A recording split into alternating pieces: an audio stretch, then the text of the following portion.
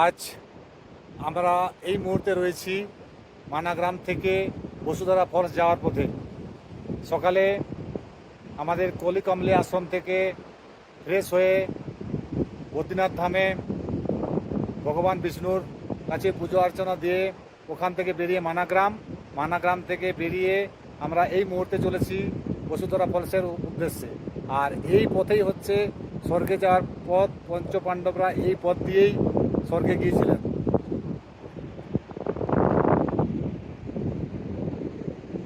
চারিপাশে পাহাড়ের মাথায় বরফ দেখা যাচ্ছে। এই হচ্ছে আপনার নর পাহাড়, আর এই হচ্ছে আপনার নারায়ণ। চারিপাশে সৌন্দর্য দেখুন, অসাধারণ।